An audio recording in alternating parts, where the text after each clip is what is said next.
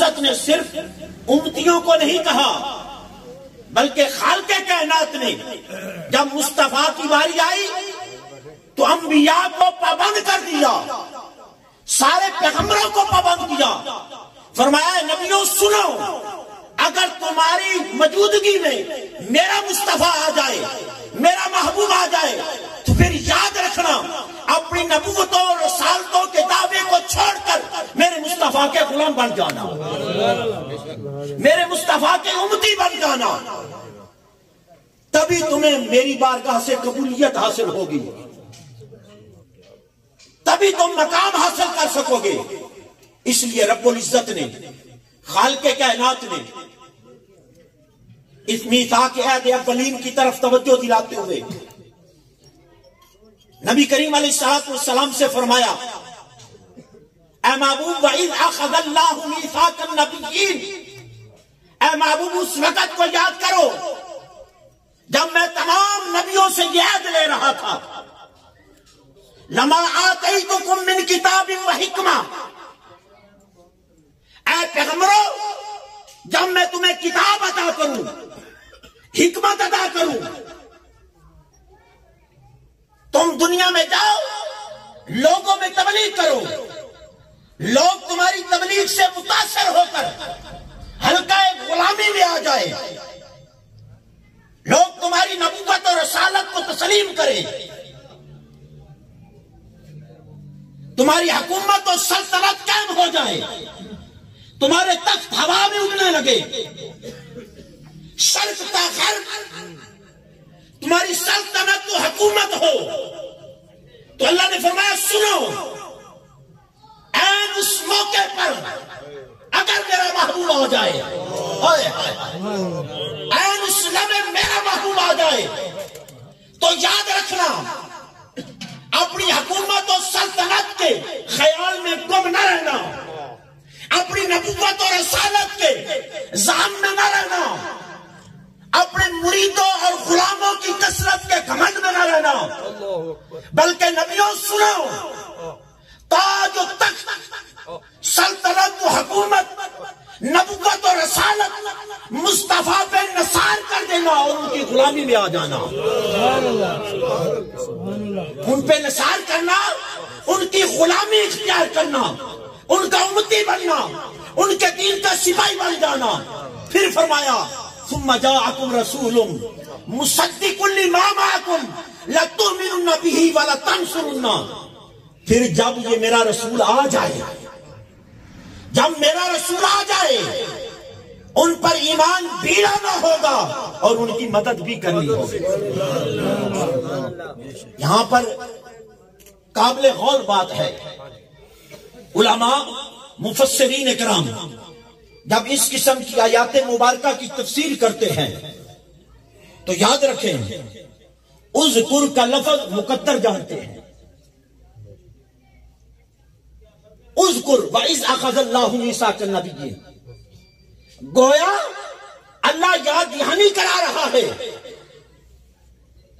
کہ محبوب جب میرا محبوب آ جائے اس پر ایمان بھی لانا،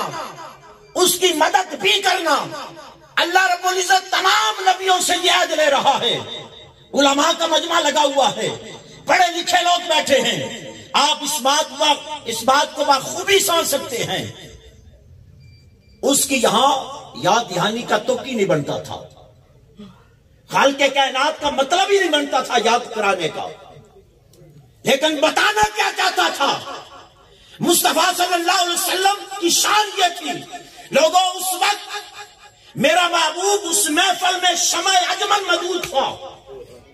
جس کی صدارت خود رب العزت کر رہا تھا، تمام انبیاء کا مجمع تھا، تمام انبیاء کا مجمع لگا ہوا تھا۔ اللہ رب العزت اس مہمان کرامی کے لیے تمام انبیاء کرام کو جمع کیا اور ان سے پوچھ رہا تھا کیا تم غلامی کرو گے، تم اطاعت کرو گے؟ اس لیے خالق کائنات فرماتا ہے محبوب اس وقت کو یاد کر، اس منظر کو ذہن میں لا، اس حسین منظر کی طرف توجہ دے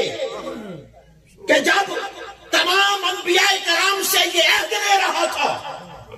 تو آج نبی کا میلاد منانے والوں، مصطفیٰ کے ذکر میں بیٹھنے والوں، پتہ کیا چلا؟ اس وقت میرا محبوب تشریف فرما تھا، اس وقت میرا محبوب موجود تھا، اور جس شان سے موجود تھا روایات اس کی وضاحت کرتی ہیں۔ مواہب لدنیاں اٹھا کر دیکھیے، جب اللہ رب العزت نے ارواح انبیاء کو جمع کر لیا اور ان سے نبی کریم علیہ السلام کے بارے میں عہد لینا چاہتا تھا، تو پھر رب نے کیا کیا؟ محمد مصطفیٰ کے نور مقدس کو دعوت دی، مصطفیٰ کے نور مقدس کو دعوت دی۔ میرے مصطفیٰ کا نور جب انبیاء کے مجمع میں آیا، ایسا نور تھا، مصطفیٰ کا نور آیا، سارے انبیاء کے انوار اس نور میں پوشیدہ ہو گئے۔ جس طرح تارے سورج کی ضیاء میں پوشیدہ ہوتے ہیں، مصطفیٰ کا نور سارے انبیاء کے انوار پہ غالب آ گیا۔ نبیوں نے رب کی بارگاہ میں عرض کی، مولا یہ کس کا نور ہے؟ مولا یہ کون سی ہستی ہے جس کے نور نے ہمارے انوار کو اپنے اندر جذب کر لیا ہے؟ مولا جس کی ضیاء پاشیوں کے سامنے ہم کل عدم ہو کر رہ گئے ہیں، مولا یہ کون سا نور ہے؟ مولا یہ کس ہستی کا نور ہے؟ اللہ نے فرمایا، اے میرے پیغمبروں، یہی تو میرا آخری نبی محمد رسول اللہ ہے، جن کے لیے میں نے تجھے جمع کیا ہے اور جن کے لیے عہد لینا چاہتا ہوں۔ نبی کریم علیہ السلام کی اطاعت و فرما برداری کا یہ عہد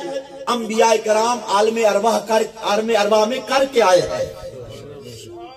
یہ سارے عہد کر کے آئے ہیں۔ بتا مصطفیٰ کا ذکر سننے والوں، اگر انبیاء کرام باہر رب سے وعدہ کر چکے تو ایک نبی کے لیے ناممکن ہے وہ خدا کے حکم کی لاورزی کرے، حکم کو نہ مانے۔ لیکن مصطفیٰ کی باری آئی، رب نے بات کو ختم نہیں کیا، فرمایا اس